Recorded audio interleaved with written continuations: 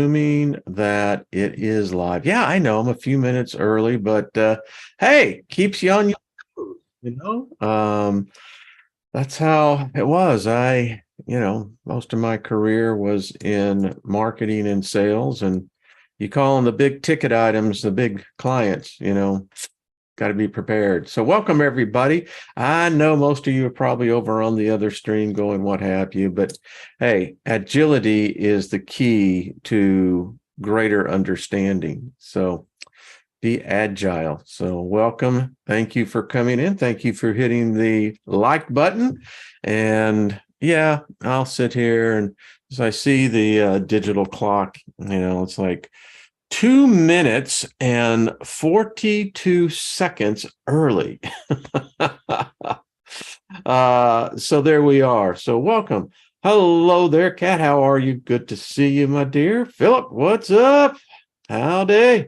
OB, good to see you. Ruben on the moon. How is it these days? Wonderful, I think. Ruby, good to see you, my friend. Much love to you, Emperor Rex. How are you? Pen Greedy as well. Yeah, I'll just kind of wait here. Like I said, a couple minutes early. So we'll just hang out, smoke them if you got them, cheers, whatever your libation is. For me, it's the spiced tea. Love it. Danny, how you doing? Good to see you. Bernadette, good to see you as well. So have to somewhat approve Emperor Rex comment. I don't know why that does that. Reborn, how are you? Good to see you as well. Loretta, sweet Loretta. Get the name going. Kat, thank you. Very kind of you. Much love to you. Man, make me blush, holy cow. Hey, Rebel Preacher, what's up? Good to see you, Monkey Experiment. So here we are Friday. It's a holiday for some, no holiday for others. And in some places in the world, it's already Friday evening. Some places it's Saturday morning. So we do meet ourselves coming and going. So go, what's up, Melissa? Hello, Linda. Who else? Jessica, good to see you. So hope you had a good Thanksgiving if, that's what you did. And the clock continues. I think we've got what, 5? Is it 5 weeks? And 2023 will be here. I hear talk that it's going to be crappy. But then again, I'm thinking, all right, so who's sitting the reality here? Well, the thing is, they've got to get us, all of us, to buy into it. Once we buy into it, we manifest it like that. I mean, bam, baby. That's why enlightened groups, such as this little enclave, can be troublesome because I think it was Scotty Boy who left a comment in the video yesterday, and thank you. We just read. I bring lots and lots. That's what this channel primarily does, is bring out the books, the white papers, the theses that are predicated upon, known knowledge. Some of it rare, some of it not so, but it's a journey. We're always learning something. And so, yeah. So what else is happening, everybody? Queen of Swords, how are you doing? Good to see you. So again, Favor, thank you for hitting the like button, feed the machine. Robert V, how are you doing, my friend? Good to see you. I hope, like I said, everyone had a good day yesterday, and hey, we'll make it better tomorrow. Yeah, it works. It does. I think we did the video here. Grace, what's happening? Good to see you. Love and favor and gratitude is the new attitude. I like that. It is the key. If you're always in gratitude, I don't know if fear could really, touch you. I mean, if it's in a state of gratitude consistently, Yeah, boy, that's a good one. I like that. Lucky Stone, good to see you. So what is up, Sam? Hello, New Yoda. What's up? Got all those books ordered yesterday, Wayne. From Robert V. They'll make some great reading. They are. They're very informative, and we're going to continue with the material. I'm loving this material. It's been a passion of mine for decades. Angels. I mean, everybody, particularly in the time of year we're coming in. Here's another perspective. So the whole world is in complete chaos, turmoil. There's no wisdom. Common sense is out of here. But yet we're coming in a time where the whole world, whether they just give mental assent or they believe it or not, where angels start playing a major role in our destiny. And, I'll speak for myself. I was naive. I mean, for decades, man, I simply bought the paper wrapping. Never, as I tell people, someone asked me, well, why'd you leave Christianity? I told them, I said, it failed the background check.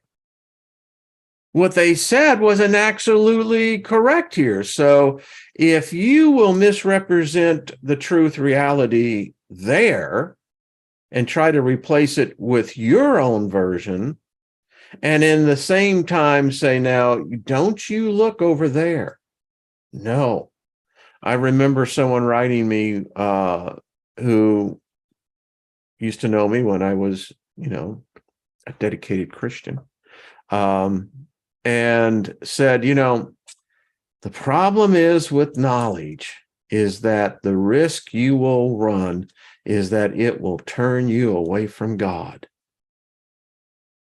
Now, that's the thing that, if you're deeply into the faith, that's one of the things that I took for a long time.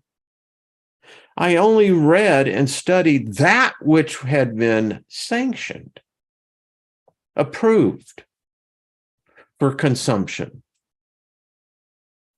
And it's true. The more you begin to find out, the more you begin to learn, particularly the knowledge that, wow, knowledge is everywhere, but yet so much of it goes unaware. And these angel beings, that's one of them.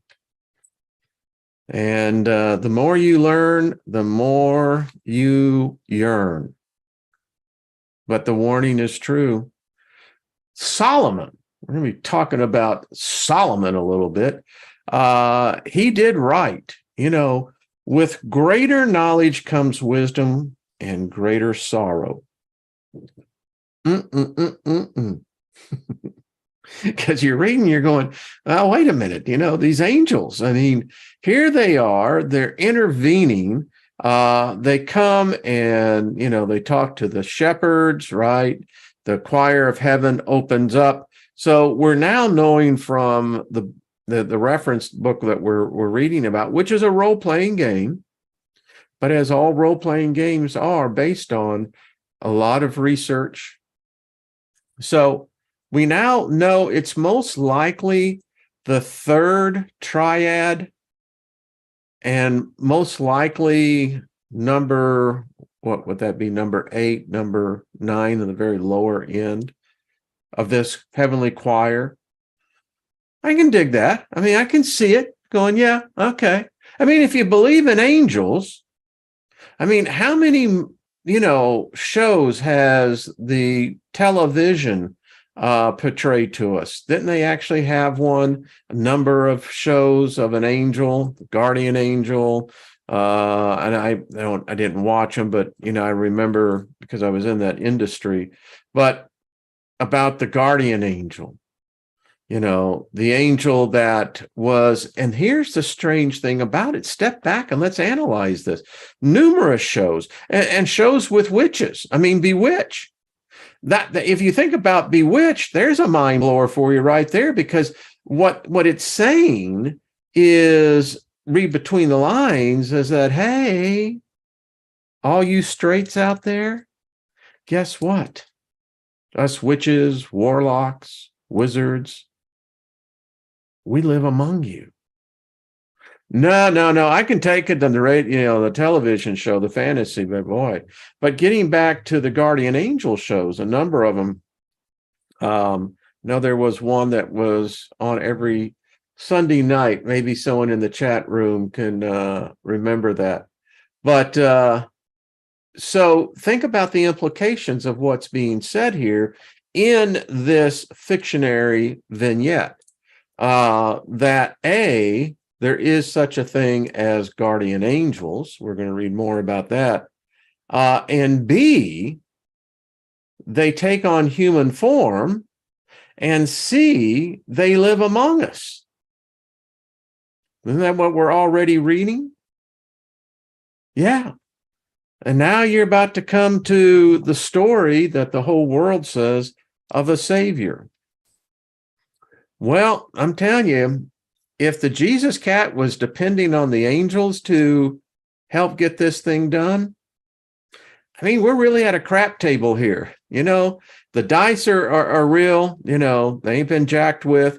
And, you can see the board, got the table laid out, and it just depends on how you want to bet this one. Yeah, that's what I'm getting in the summation of what we read so far. Yeah, they're supposed to be carrying this stuff out, but doesn't always turn out that way.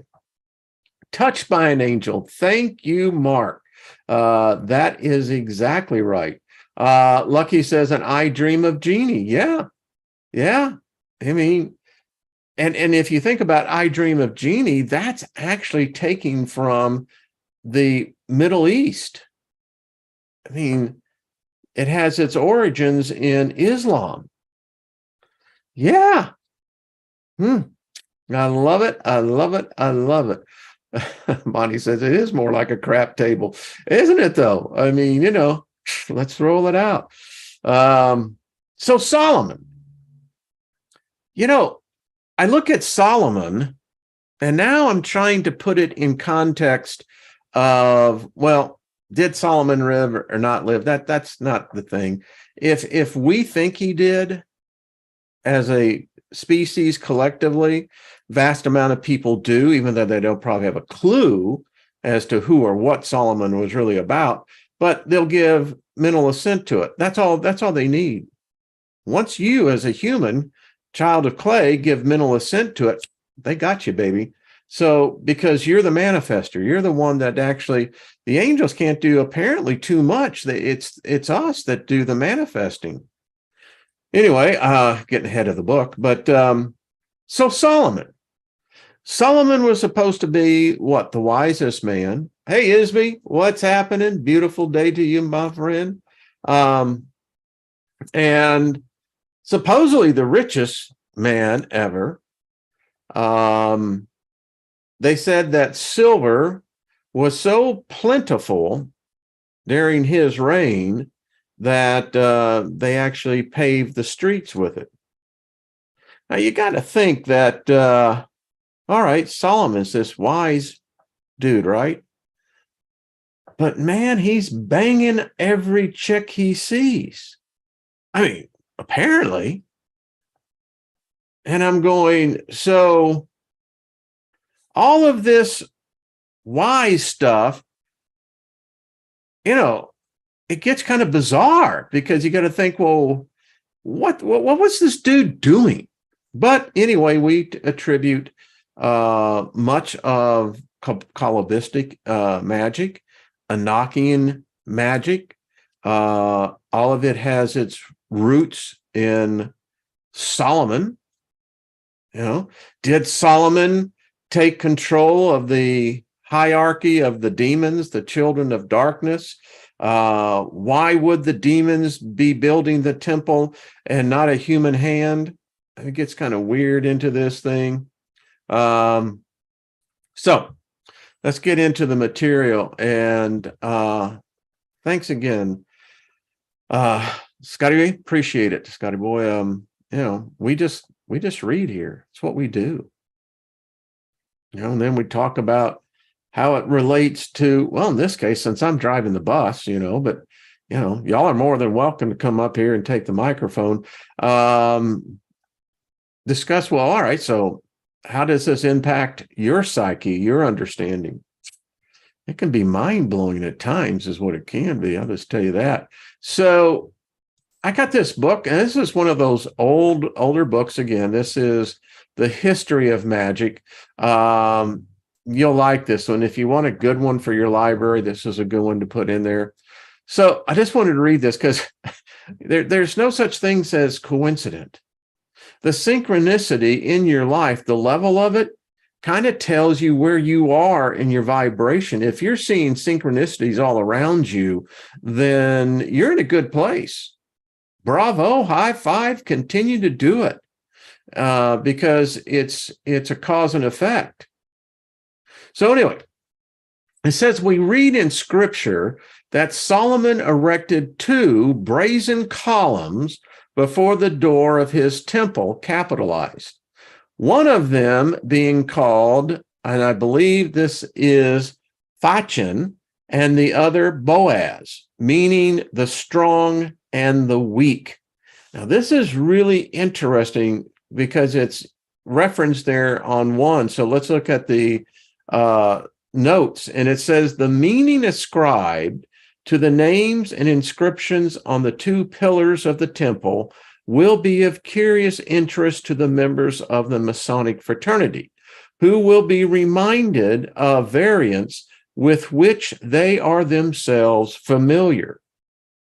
I mean, folks, we're getting back in, to the Masons. I mean, yeah. It must be said, however, that the explanation of Levi corresponds neither with the Masonic nor Kabbalistic symbolism. According to the letter, Boaz is the left-hand pillar, being that of severity in the scheme of the symphonic tree. It answers to Hod, Yohei, that of and the meaning attached to its name is strength and vigor. Jachin is on the right hand, answering to Netzach on the tree. It signifies the state of becoming established, that which is made firm between Yohed and Magick is Malkuth, I believe, on the kingdom below. This is the late Kabbalism of the tract entitled Garden of the Pomegranates. And if many of you who've studied this know that on the doors, which were huge, that led into the Holy of Holies, and when I say huge, I mean, I'm talking 30 feet and like 2 feet thick, and gold plated. And in there, they have pomegranates. You can actually see pictures of it. Well, if you have pomegranates, you ever see it in a dream, or if it ever comes to you, it's a sign of prosperity. I mean, like of the super kind. All right. Interesting. So let's go back up. These 2 pillars represented man and woman, reason and faith, power and liberty, Cain and Abel, right and duty. They were pillars of the intellectual and moral world, the monumental hieroglyphic of the antinomy inevitable of the grand law of creation. The meaning is that every force postulates a resistance on which it can work, every light a shadow as its foil, every convex a concave, every influx a receptacle, every kingdom, every reign a kingdom, every sovereign a people, every workman a first matter, every conqueror something to overcome. Wow. Affirmation rests on negation. The strong can only triumph because of weakness. The aristocracy cannot be manifested except by raising above the people. For the weak to become strong, for the people to acquire an aristocratic position is a question of transformation and of progress, but it is without prejudice to the first principles. Well, you got to figure out, well, what are the first principles? And we've read them here. Well, let's go on. The weak will the weak will be ever the weak, and it matters nothing if they are not always the same persons. Wow. The people, in like manner, will ever remain the people, the mass which is ruled and is not capable of ruling. In the vast army of inferiors, every personal emancipation is an automatic desertion, which happily is imperceptible because it is replaced also automatically.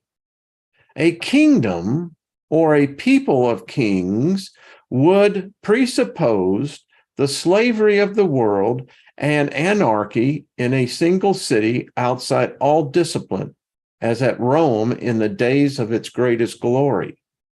A nation of sovereigns would be inevitable as anarchy as a class of experts or of scholars who deemed that they were masters. There would be none to listen. All would dogmatize and all give orders at once. Wow. Goes on, and it's quite interesting, folks. And again, this is the book of Magick, the history of Magick. It says the radical emancipation of womanhood falls within the same category. If integrally and radically the woman leaves the passive and enters the active condition, she advocates her sex and becomes man, or rather, as such, a transformation is impossible physically. She attains affirmation by a double negation, placing herself outside both sexes like a sterile and monstrous androgyny. Digest that one. I mean, you can't take a bite of that. And I mean, this is like, it's like eating oyster crackers with no water to drink. After a while, you're going to go, what? Yeah. Anyway, this is quite the interesting, and it's we'll be talking a lot about this book, Metatron, in our reading of the day. That's just that last paragraph just blows my mind. Like, what did he just say? Yeah, that is what he said. All right, so first, second, and third Metatron. These three texts were the last to be penned by Metatron, the wisest of all angels. And you can get the books, and if you have the Book of Enoch, it has, this is the third book of Enoch. They are the least substantial and most whimsicals of the works. They are merely the poetic ramblings of this angel on all manner of subjects. I thought about this, and I'm thinking about it again. You know, how would a human mind comprehend one of these beings? I mean, we're so limited in our perceptions, so prejudiced by what we believe are to be foundations, and it so often blinds us from, I think, knowledge. But can we ever fully comprehend an angelic mind? I don't think so. I don't know, maybe on the other side. From the concept of grace, which is favor, to the creation of the world, Metatron addresses them all. Unfortunately, due to its lack of structure and order, it is sometimes difficult for the children of fire to find specific passages. And I said, well, wait a minute. If these cats have issues like we do, and if they're even with their own kind writing it, wow, what chance do we stand? I did find this interesting. So this is apparently the third Metatron. And so it is our nature to be as children in a world that is ever changing. The Almighty's creation is not a stagnant thing, but a whirlwind of development progressing far too fast for our ancient memories to bear. Well, that's a heavy statement right there. Only the children of clay, whose spirits contend with the material world for only a short while, can restrict this scope enough to be comprehensible. I mean, think about that one. Dang, sit proud up in your chair and kind of stick your chest out. I mean, what this cat is saying is that, hey, us,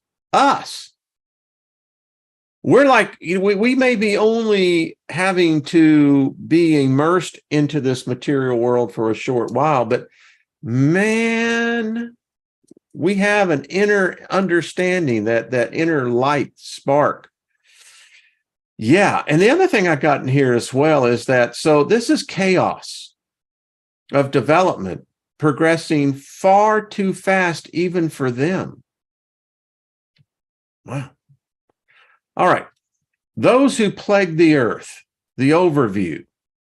Lest the reader believe the world of children of fire is populated only by good angels, fallen angels, and the multitude of mortals whose souls are in contention. What? Every time I read that, I go, it makes you feel like, you're a side of beef, and they're just saying, I think I want that part. Wait a minute. We offer an assortment of other goodies for the would-be storyteller to choose from. They are introduced here to give variety and diversity to the tales one can weave. There are powers at work in the universe that follow neither God nor Samuel. These creatures know nothing of good or evil, but instead seek to fulfill their own selfish desires. Many are capable of thwarting the plans of the players, and some are even mighty enough to destroy them. Wow. Okay. Gregoria. Before God created the world, before he even conceived the 9 choirs of angels, he brought forth the Gregori. These creatures are distant relatives of the children of fire. Perhaps it is even appropriate to call them the mightiest of all angels. When the world came into existence, the Lord set the Gregori to watch over the children of clay. Now, I just want to stop and interject here. Well, then that would mean we're much older than what we can imagine. I mean, if these, think about this. Now, we're not saying this is fact, but let's just consider its possibility. If the Gregori were created before the angels, and the Gregori were given originally the responsibility to look over the children of clay, how old would that make us? I mean, what it's saying is that we came before the angels themselves. Huh. You're going, what? When the world came into existence, the Lord set the Gregori over to watch over the children of clay. It is in this capacity that they came to be known as the Watchers. In the second Metatron, one of the 9 celestial tomes, we are given an excellent account of what happened to these mighty creatures. And the Lord said to the Grigori, now this is apparently not the Almighty, this is the Lord, which again, I don't know if it's a step down, I don't know if it's, the distant relative, but anyway, he said, you most beloved of mine, wow, okay, go forth and watch over the children of clay. Let them be safe in the knowledge that you will protect them. Well, since we love giving commentary on this, doesn't that interpretate, when you read that and hear that, it's like, wait a minute. So we're supposed to have these mighty angels that are even above the angels that we know of, and apparently very beloved by the Lord, and said, watch over the children of clay. Let them be safe in the knowledge that you will protect them. Well, we got screwed again. Woo!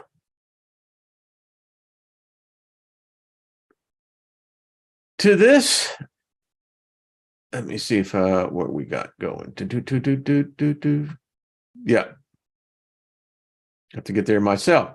To this, Shim-Ashesh, first chief among the chief of 10, replied, O Lord, we, the watchers, will do as you command, for our hearts are filled with love for you and your creation.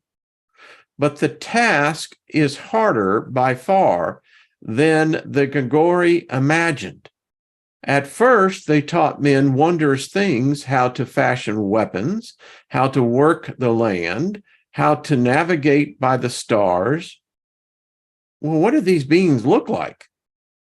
But they became so enamored by the children of clay that they were corrupted. Well, what do you mean they become enamored?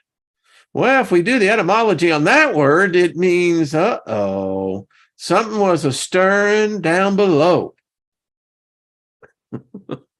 That's what it means. They lay with the sons of Adam and the daughters of Eve. Wow. Okay. Their abominable offspring were the Anakim and the Nephilim. It was this transgression which God could not bear.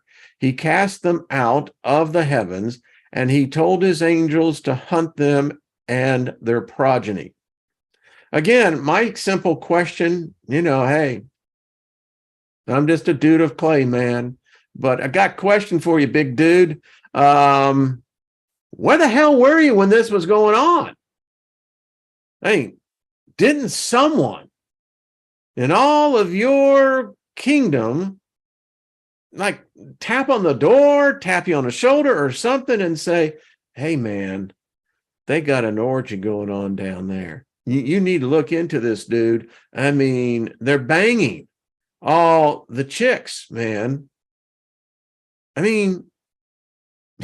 It's like, okay, well, that just pisses me off. But where were you to begin with? Watchers, my ass. And still they roam the earth. What plans they have are a mystery to us. They go on lusting after mortal flesh, and their progeny wreak havoc upon man. Well, I'm telling you what, folks, you can just read a whole lot into that one. It doesn't take your imagination as what lusting is about. They apparently like the booty. What can you say? And their progeny wreak havoc upon man. Well, it might be because they were eating us. That's always a problem. The Grigori were given knowledge to pass on to the children of clay. All science and technology stems from them. Well, there's your problem. We found it. Even in contemporary society, they go on influencing man's development. So if we invent, discover, come upon a piece of technology, is it actually our thought, or is it been injected with the DNA of the thought of another creature? Gets a little strange, doesn't it? Most scientific breakthroughs and technical innovations are caused in part by their meddling. It is this very nature that makes them so dangerous, for they do not have the same restrictions placed on them as other angels do concerning technology. They can understand and use it as well, if not better, than the children of clay. Does anyone hear AI?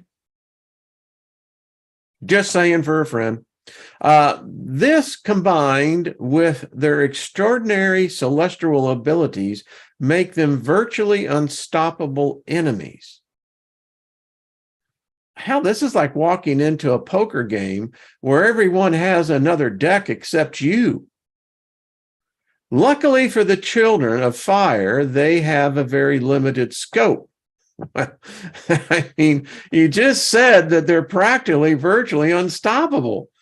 Where's the upside to this? I'm trying to reach for it. At their creation, there were 200 Gregoria in all. They were divided into 20 groups of 10, each group having a chief to rule over them. After their corruption, I always get this, So what? Is this like an induction center? What you will now see is pornography. You are, I mean, seriously? However, even this loose structure disintegrated. I bet it did. Now there is no cohesion among their kind. They serve neither good nor evil, but only their own selfish ends. They may or may not oppose the celestials. They neither love nor despise these distant cousins. In their divine shape, the Gregoria are nearly twice the size of a normal angel's. Their eyes are colorless, and they have no mouths. They cannot speak save through telepathy. This is true even when they assume human guise. Though they have mouths in this form, they possess no vocal cords. Instead, they move their mouths while telepathically communicating with the children of clay. The effect is not perfect, leaving the recipient with a slightly uneasy and eerie feeling. Most of the time, though, the Gregoria refrain from speaking. There are a few Gregoria still in existence. Many have been hunted down through the ages. Because of their immense power, though, some have managed to prosper and evade capture.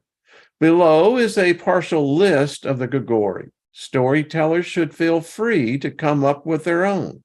Remember, though, they should not be thrown in lightly, for if they so will it, they could dispatch most minor angels in a blink of an eye. Even a cherub or seraph would think twice before tangling with one of the watchers. Wow. That gives you a whole new perspective. I'm glad it's just a story, right?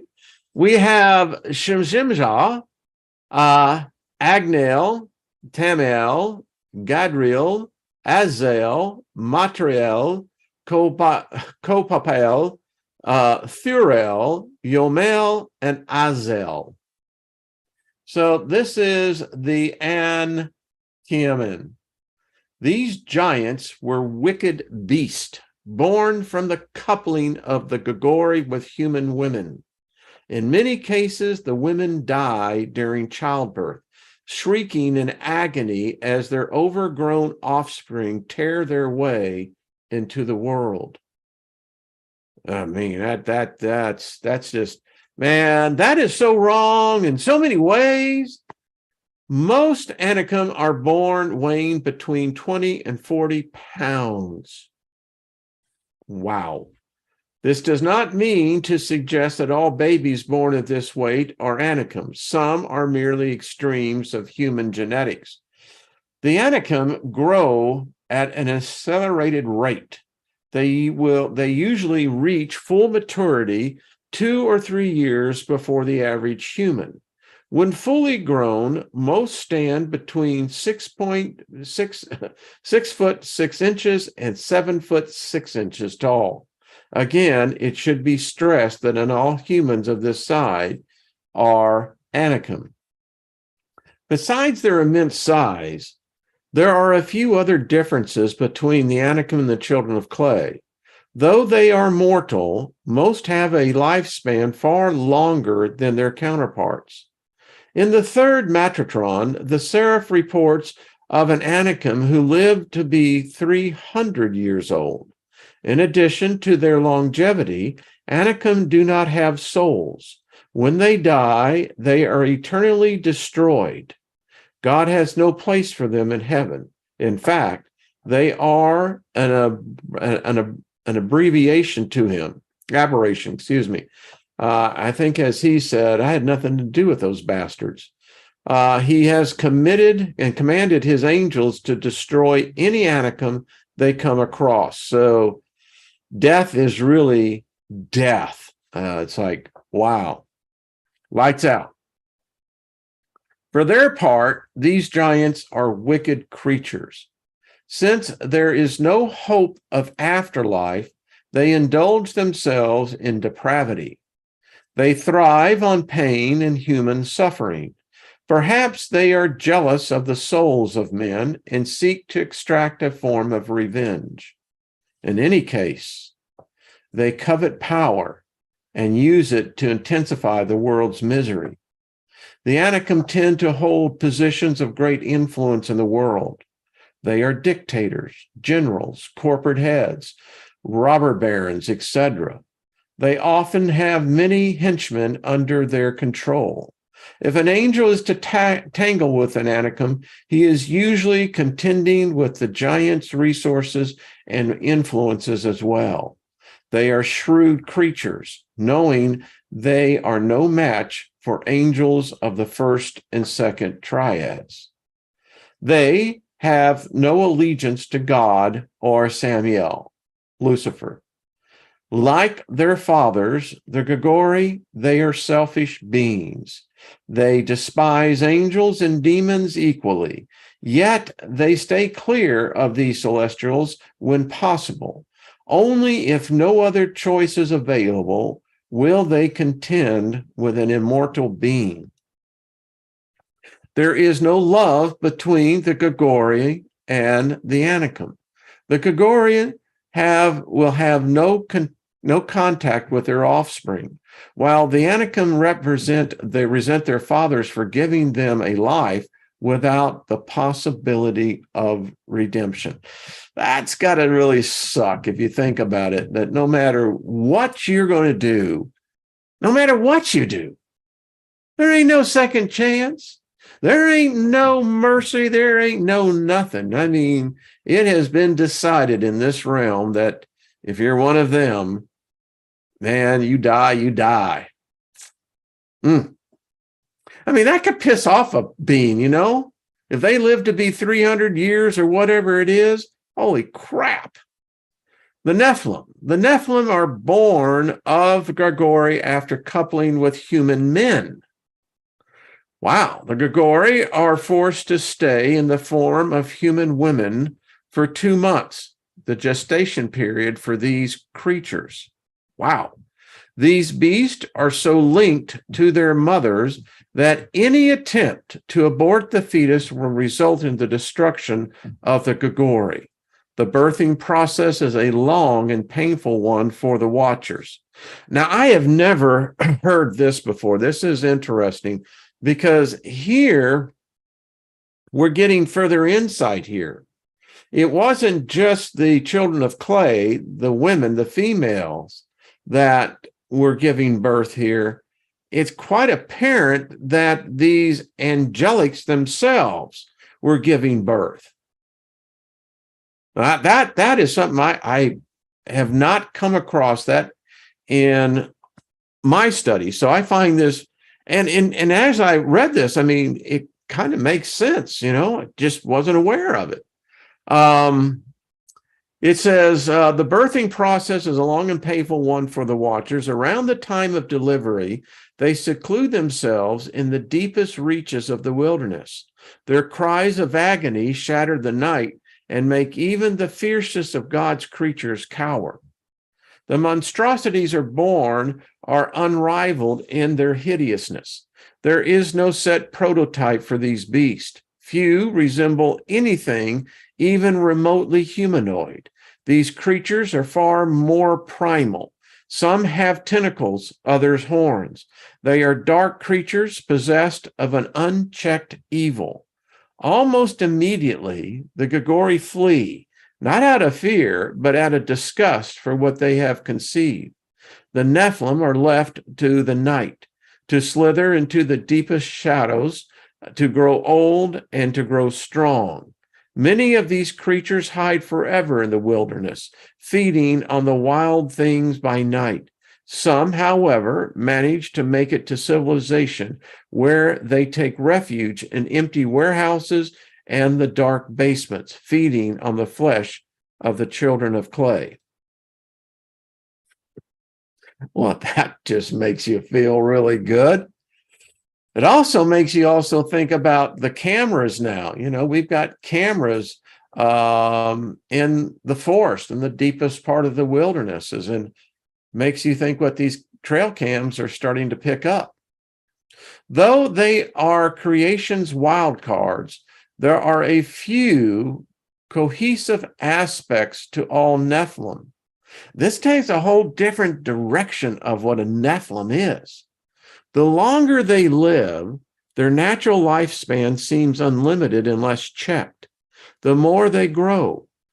The elder ones, those who survived the flood, are rumored to be taller than mountains. These creatures are said to bide their time at the bottom of the oceans, occasionally surfacing to swallow ships in ravaged ports. Well, there you go. Another assurance is that the older they get, the more powerful they become. Why is that an assurance? The young ones are easily dispatched by even the lowest ranking angels. Well, what? Now you got the angels messing in here again. Those who have survived a century are usually strong enough to fend off principalities. Those who have lived 500 years or more can pose a threat to the denominations. And the Sephirim themselves will not battle one of the Nephilim who has lived a millennium or more. Wow. Because of their hideous appearance, and in some cases their enormous size, the Nephilim have adapted powers of concealment and deception. Many, but not all, have the ability to contort and to compress themselves, their huge mass filling a small area or spread throughout the inside of a wall. Some may even be capable of rendering themselves invisible to the naked eye. There are so many variations of their form and power that it is difficult to make generalizations about their capacities. The storyteller is encouraged to concoct any horror that suits his fancy and classify it as one of the Nephilim. What we know about thought forms is that my question is this being channeled? If these creatures, let's just say we take a step beyond, the Genesis 6 story, that they did in fact survive, thrive. Here's a thought. Is Bigfoot really a Nephilim? In a world of all possibilities, I think it has to be at least considered. I mean, I enjoy Expedition Bigfoot, and what they have been able to capture about these creatures sounds more and more like a Nephilim. But remember, this is just a role-playing game. One fact is certain: there were many more of the Nephilim in years past. They gave rise to many of the mythological tales of monsters, but their war with the children of fire has taken its toll. Most were hunted down and destroyed by the middle of the 19th century. Only a few stragglers remain. Most are young and weak, but some of them, the old ones, have power beyond imagining. The Lost. This is a great story. I mean, this is one you can tell it around the campfire.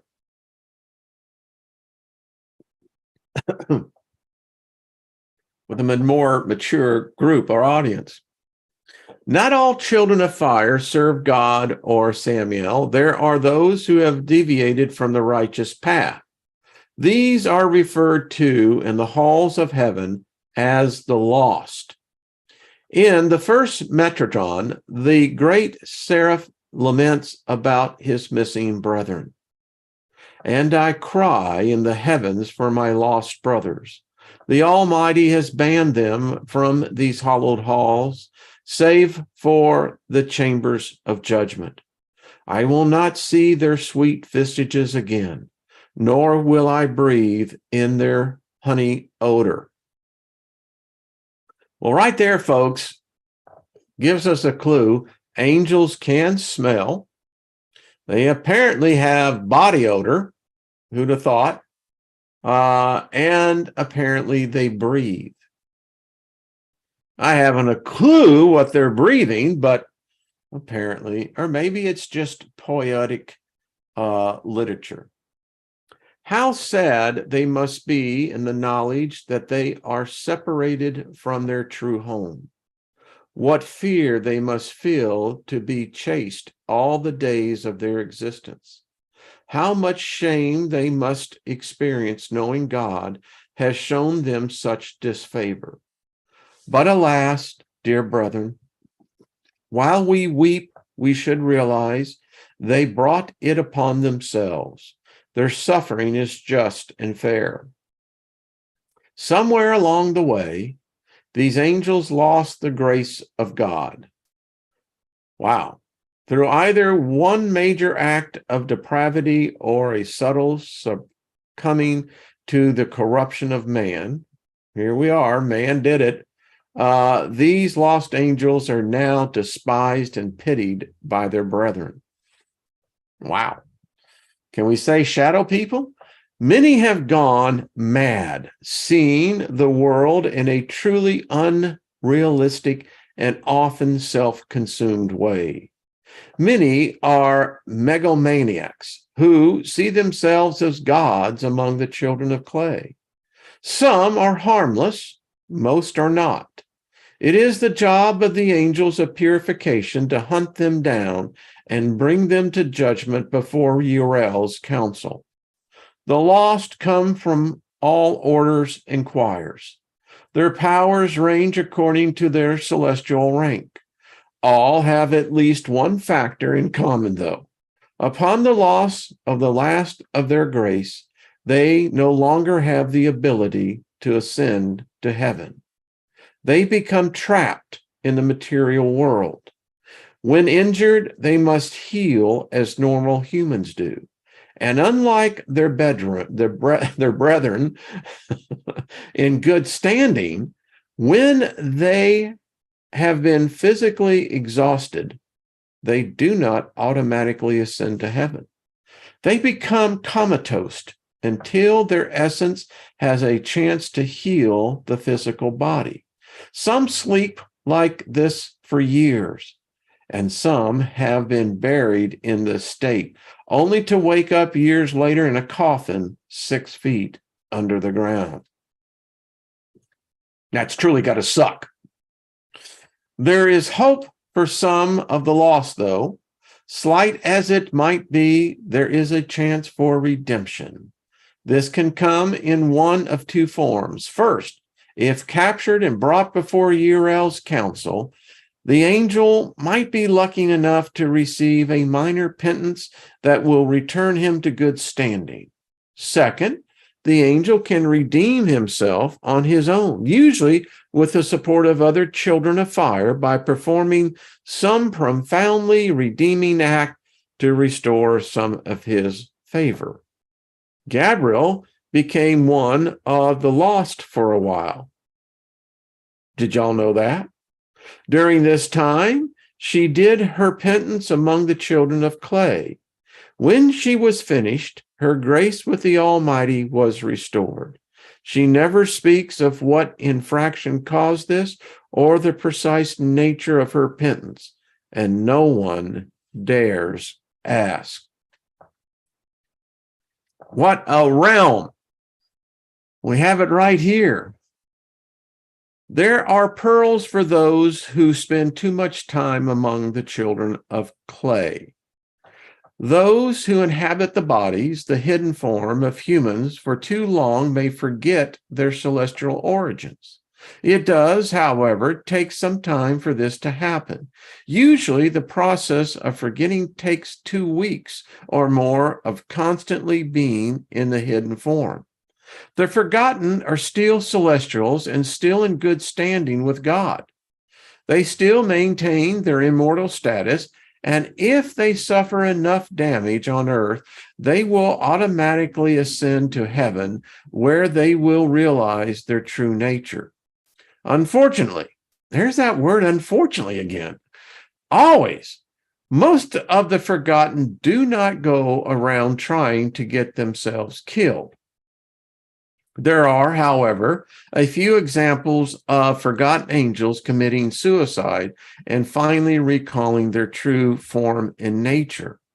When a child of fire becomes one of the forgotten, he loses all his celestial forces. He is still stronger and more resilient than most children of clay, but all the powers he can call upon to perform miraculous feats cannot be consciously inspired. Occasionally, especially when in extreme danger, these forces can be invoked subconsciously. The only way outside of death to bring a forgotten angel back into the fold is to convince him of his divine nature. This is no simple task. Even when confronted with the evidence of other celestials and their powers, the forgotten angel may still not believe he is one of these beings. In addition, the forgotten are very difficult to find. Since they always remain in human form and never use their celestial powers, they are virtually undetectable. They appear and act just like children of clay, with a few notable exceptions. Their human bodies will age very slowly, 1 year for every 20 years in human form, and in addition, they will have no memory of a family or childhood since they never had them. Wow. Sorcerers. The angel Raziel brought his infamous book, the Zephyr Raziel, to the earth a millennia ago. Within its pages was the key to unlocking the power of all angels. Among those who possessed this book, King Solomon was the most noteworthy. From the information he gleaned, all sorcery was born. The descendants of Solomon have brought his art to an astonishing level by trapping and tapping the power of the children of fire. Through talisman and ritualistic magic, they have gained great knowledge and strength. Two of the mightiest sorcerers were Janes and Jambes. These 2 Egyptian wizards ascended to heaven to test their skills, a feat in and of itself, though impossible by mortal men. So strong was their magic that neither Gabriel nor Michael was able to dispatch them. Only Metatron, the highest of all angels, was able to throw them from the halls of heaven, but even this was not an easy task. Sorcerers possess a wide range of powers. Many have talismans that grant immunity to some forms of physical attack. In addition, some of the most powerful sorcerers have mastered rituals allowing them to call and to bind both angels and demons. A thorough discussion of sorcery and sorcerers is beyond the scope of this introductory work. A later supplement will fully detail these aspects of the game. For now, storytellers are encouraged to use their creativity to utilize sorcerers whenever and however they see fit to enhance their story. That's a key, by the way, folks. Literally. Keep in mind that not all the sorcerers are intrinsically evil. Yes, many of them have wicked hearts, but there are those in the world who seek good for both children of fire and children of clay. For the most part, however, sorcerers tend to be the eccentric lot, seeking only to satiate their own warped desires. Well, we'll just stop right there. We'll get into the godless machines Monday. Wow, there is so much to this. Push.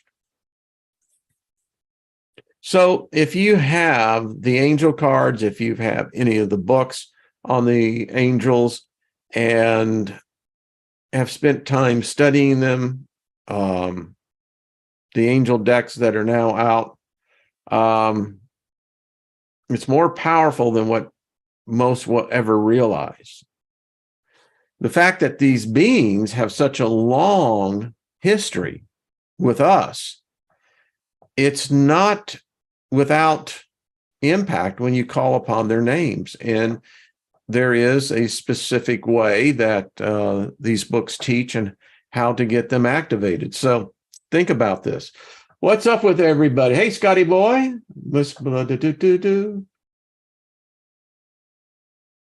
I have to go back and read some of this. Hey, Scotty boy, thanks. Melissa says, this is a book to reread. Wow, so many more questions. I know it does. It brings up way far more. It's just, yeah, it's, and I love it. I mean, it's a role-playing game, but I'll tell you what, once it gets into your head, it's in there. Reborn says, how much is that book, if you don't mind me asking? I don't know. I have the PDF, and again, email me. Be more than happy to send it to you. It's not that long. We're halfway through it, and I'm looking forward to the addendums. But I got to tell you, I think all of us can agree. A lot of this is like, okay, all right. We know it's a role-playing game. We got that, but holy, what? Where'd you get that? And they do have the references in there. Divine Empress, how are you? Good to see you. Warrior of What's Right. Yeah, it's about what role you play in the game. Yes. Lucky says there's a lot of information to process. I can't watch, I can't chat in the show. The chat is also different. I can see that. Absolutely. Go. Good to see you. Yeah. Yeah. It's a great game. I mean, we're certainly learning the process, and yeah, I'm going to continue on it. To me, it's one of the most fascinating elements, because the research I know falls right into line in a lot of what they have, and we've studied a lot of that here. All right, folks. Well, thank you again for hitting the like button. I hope this has inspired you. It's if anything else, it's a great break, isn't it?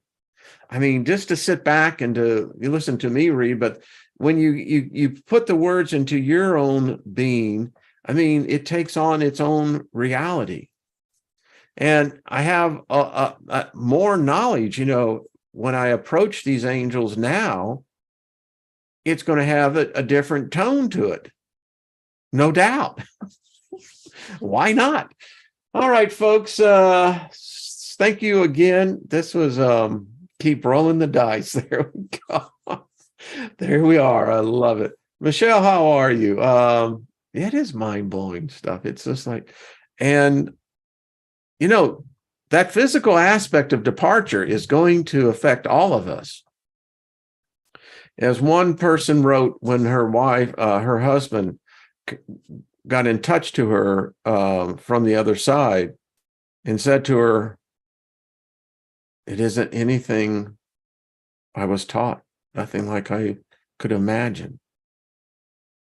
Yeah, I bet. No doubt.